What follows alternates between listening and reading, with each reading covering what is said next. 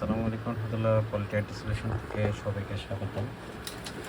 অনেকদিন পরে আজকে আমরা একটা নতুন ভিডিও নিয়ে আসছি। ভিডিওর মেন ইস্যু হচ্ছে আমাদের কাছে একটা ল্যাপটপ আসছে। ল্যাপটপ মডেলটা হচ্ছে এইচপি এলিট বুকের 840, সম্ভবত এটা G5 আর G6 হবে। 840 G5 G6, এটাতে হচ্ছে নো পাওয়ার ইস্যু। এটা দেখে বোঝা যাচ্ছে কাস্টমারের আগে হচ্ছে এটাতে ডিসপ্লে চেঞ্জ করছে, এখন এই অবস্থা। তো আমরা যখন এটাতে ডিসি কানেক্টিং করতেছিলাম, অলরেডি কাস্টমারের যে অ্যাডাপ্টার ছিল সেটা চেক করছি। তো যখন আমরা এটা ডিসি পোল ইন করতেছি, আমাদের এখানে ডিসির কোনো সিগন্যালে চলতেছে না, এবং আমাদের হচ্ছে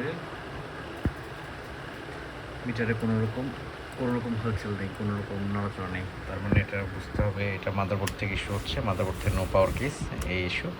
তো আমরা এটা খুলে দেখি যে কী অবস্থা।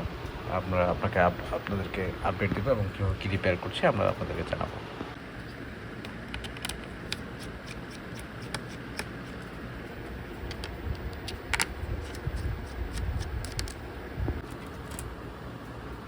হচ্ছে ল্যাপটপের অবস্থা।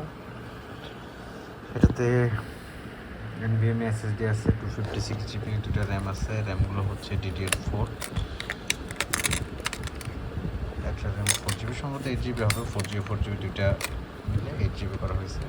দুইটা র্যাম আছে, আর এটা 8 জেনের Core i5 প্রসেসর হয় এই মাদারবোর্ডগুলোতে। এখানে আছে ব্যাটারি হচ্ছে এটা।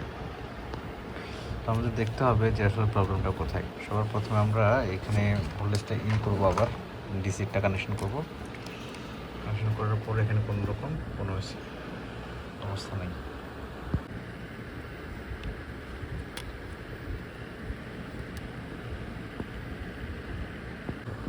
আমরা এখন যা করবো সেটা হচ্ছে যে আমাদের যে মিটার আছে, মিটার দিয়ে ভোল্টেজের অ্যাকুরেসিটা মাপবো, যে আমাদের যে কাঙ্ক্ষিত যে ভোল্টেজগুলো আছে, ভোল্টেজটা অ্যাভেলেবেল আছে কিনা।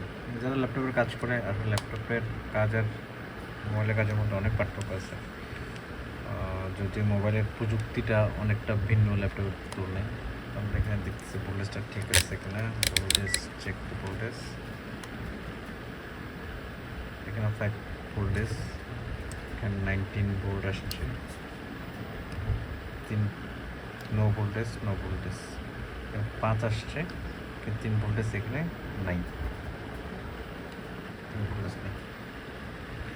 তার মানে দাঁড়াচ্ছে এটাতে হচ্ছে যে 3-5 আইসি যেটা আছে, এটা চার্জার থেকে কানেকশন পাওয়ার এসে এখানে এলডিও ভোল্টেজ আছে, 3 স্টেপ ডাউন যে ভোল্টেজগুলো আছে, স্টেপ ডাউন ভোল্টেজগুলো আসতেছে না, যার ফলে এই প্রবলেমটা করতেছে।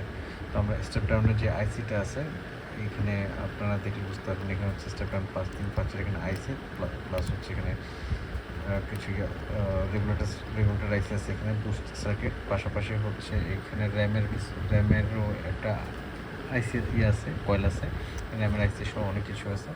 তো আমরা এখন 1 বাই 1 চেক আপ দেবো। এখন আসল মেন বিষয় হচ্ছে আমাদের যা প্রথম খোলা এবং প্রথম এক্সপেরিমেন্টের ধারণা, সেই ধারণাটা হচ্ছে আমরা যখন ভোল্টেজটা এখানে ইন হওয়ার পরে একটা ল্যাপটপ রান করার জন্য কয়েকটা বেসিক রিকোয়ারমেন্ট দরকার হয়। প্রথম হচ্ছে বোল্ডিন, তো 19 ভোল্ট অবশ্যই অবভিয়াসলি দরকার।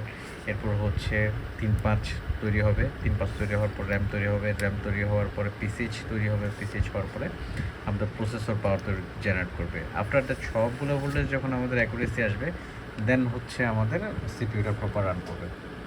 তো আমরা যেহেতু আমাদের এখানে 5 ভোল্টটা মোটামুটি রেগুলেট হচ্ছে, 5 ভোল্ট, কিন্তু 3 ভোল্ট রেগুলেট হচ্ছে না। আমরা 1 বাই 1 আইডেন্টিফাই করবো যে কোন জায়গা থেকে প্রবলেমটা হচ্ছে। সো আমরা মোটামুটি এখানে পুরো বোর্ডটা এখন অ্যানালাইসিস করেছিলাম। ফর্চুনেটলি আমাদের ক্যামেরাটা ঠিকমতো রেগুলার রানিং রাখা হয়নি। তো আমরা ফুল মাদারবোর্ডটা অ্যানালাইসিস করে আমরা পাইলাম যে এই মাদারবোর্ডের যে স্টেপ ডাউন সার্কিট আছে, স্টেপ ডাউন 3-5-এ সমস্যা থাকার কারণে এটা বোর্ডটা রান হচ্ছে না। ফর এক্সাম্পল, আপনারা যদি ভালো করে খেয়াল করেন, আমাদের বায়োস ভোল্টেজ ইউজুয়ালি হয় 3 ভোল্ট, 3.3 বা 3 ভোল্ট, কিন্তু আমাদের এখানে ভোল্ট আসতেছে মাত্র 1 ভোল্ট। 8 নাম্বার পিনে 1 ভোল্ট হচ্ছে কমতেছে, বাড়তেছে, আস্তে আস্তে কমে যাচ্ছে। তারপর এখানে 5 ভোল্ট ভোল্টটা দেখাচ্ছে এখন 1.7 ভোল্ট, আবার 3 ভোল্টটা দেখাচ্ছে 4.4 ভোল্ট। এই ধরনের সমস্যা করতেছে। তো এই ধরনের সমস্যাগুলো আসলে অনেকগুলো কারণে করে থাকে। আপনার এলডিও সার্কিটে কোনো প্রবলেম হলে বা কোথাও যদি শর্ট সার্কিট থাকে তাহলে এই প্রবলেমগুলো হয়ে থাকে। তো আমাদের যে হিসেবে ধারণা এখানে কোনটা না কোনো শর্ট সার্কিট আছে, শর্ট সার্কিটের কারণে এটা ওপেন হচ্ছে না। তো আমি যতটুকু আইডেন্টিফাই করেছি আমাদের এখানে যে স্টেপ ডাউন সার্কিটটা আছে, স্টেপ ডাউন সার্কিটটাতে ভোল্টেজটা প্রপার জেনারেট করছে না, এবং এই আইসির যে রিকোয়ারমেন্টগুলো আমি প্রপার পাচ্ছি না। প্রপার না পাওয়ার ফলে আমি মোটামুটি নিশ্চিত হওয়া যায় এখানে স্টেপ ডাউন আইসি থেকে সমস্যা হচ্ছে। তো আমরা আপাতত আমাদের কাছে ইন হ্যান্ডের মধ্যে স্টেপ ডাউন আইসি নাই, যদি আমরা কি চেষ্টা করবো যে স্টেপ ডাউন আইসিটা কালেক্ট করে কাস্টমারকে লাগাই দেওয়ার জন্য। এর মধ্যে কাস্টমারের সাথে কথা বলে নেবো যে তাদের রিকোয়ারমেন্টটা কী।